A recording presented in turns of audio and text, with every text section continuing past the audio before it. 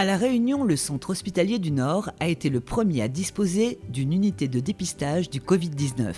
Quand une personne ressent les premiers signes de la maladie, de la toux et de la fièvre, elle ne doit pas se déplacer, mais appeler soit son médecin traitant, soit le SAMU au 15.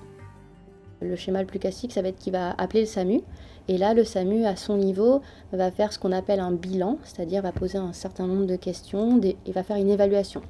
De cette première évaluation, si le SAMU juge que ce patient peut être pris en charge en ambulatoire, c'est-à-dire qu'il a peu de symptômes et que finalement il n'est pas très grave, dans ces cas-là, on va lui donner un rendez-vous, soit au C2, donc c'est dans des box de consultation, soit dans la filière Drive.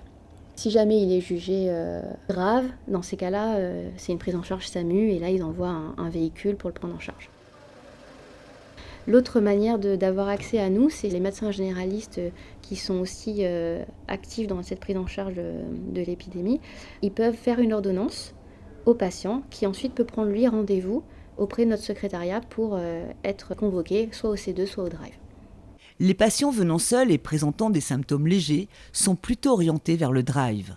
Si vous commencez à avoir des symptômes tels que la fièvre, un peu de toux ou que vous rentrez de voyage, à ce moment-là, le SAMU va plutôt vous orienter sur le Drive et le prélèvement se fait dans votre voiture. Le contact est quand même réduit par rapport au C2. Les patients présentant des symptômes plus prononcés ou venant à plusieurs sont orientés vers le service de dépistage ambulatoire appelé C2. Quand on prend le rendez-vous, on prend l'identité, le numéro de téléphone et on demande aussi la plaque d'immatriculation. Pourquoi ? Parce qu'on a organisé tout un circuit pour venir à l'hôpital. Vous passez au niveau de la sécurité, il a déjà votre plaque d'immatriculation et là on sait que vous êtes attendu en rendez-vous de dépistage. Vous êtes orienté dans le parking dédié et à ce moment-là, l'équipe soignante vient vous chercher et vous emmène dans le box, dans la salle de consultation où elle vous fait le prélèvement. Si vous nécessitez un avis médical, parce que vous avez des critères de gravité, par exemple, votre saturation, c'est-à-dire votre taux en oxygène est trop bas, ou vous n'êtes vraiment pas bien, vous avez une forte fièvre, vous nécessitez un examen clinique, il y a un médecin sur place pour examiner les patients.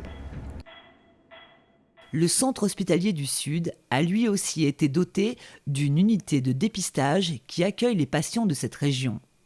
Alors le patient lui-même, il ne peut pas prendre rendez-vous tout seul parce que dans ce cas de figure-là, on aurait trop de dépistage. Il faut quand même qu'il y ait un premier tri qui soit fait au niveau médical, ça c'est primordial. Donc le patient, il va voir son médecin traitant par exemple, qui ensuite l'adresse sur notre centre de dépistage. Et sinon, le patient est adressé par le 15 sur la cellule de crise qui prend rendez-vous sur notre planning. Donc ils s'adressent au niveau de l'entrée de l'hôpital, ils suivent le fléchage et ils arrivent directement avec leur voiture sur le parking qui est situé juste derrière vous. Ensuite, ils se présentent au secrétariat où ils sont enregistrés. Le premier geste à faire, bien évidemment, c'est se laver les mains au chat qui est disponible à l'entrée, la solution hydroalcoolique. Ils mettent un masque. On s'identifie au niveau des secrétaires. Et ensuite, on les fait rentrer au fur et à mesure dans les box où ils seront prélevés. Après avoir rempli un interrogatoire médical qui est assez précis. 96% et 86 pulsations. 96 ? Ouais. 86, ok. Merci. Le soignant s'habille complètement, rentre dans la chambre et procède à l'écouvillon nasopharyngé. C'est un écouvillon qui va jusque dans le nasopharynx. Il y a comme un coton-tige. Voilà. Donc monsieur, vous allez mettre le masque au niveau de la bouche, laissez juste le nez apparent et vous allez basculer la tête légèrement en arrière. Allez, j'y vais. Respirez bien. On laisse ce gros coton-tige en place une dizaine de secondes dans le nez du patient avec des mouvements de rotation. C'est pas très agréable, mais c'est signe d'un prélèvement qui est fait correctement.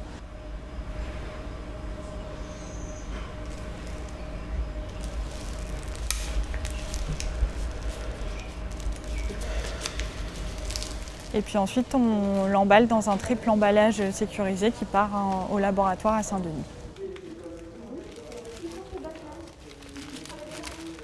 Tous les prélèvements qu'on fait ici ils sont envoyés au CHU Nord, donc ils sont techniqués à Saint-Denis. On a 2 à 3 transports par jour en fonction des demandes. Les patients positifs sont recontactés par la cellule ville-hôpital et les patients négatifs sont recontactés par nos secrétaires et puis on se rend disponible pour répondre à toutes leurs questions au niveau médical. C'est un peu une première en tant que cadre de santé, de trouver une équipe où tous les membres de l'équipe ne se connaissaient pas antérieurement, enfin n'avaient jamais travaillé ensemble. On a des professionnels qui sont compétents, dans une dynamique de solidarité, il y a vraiment de l'entraide.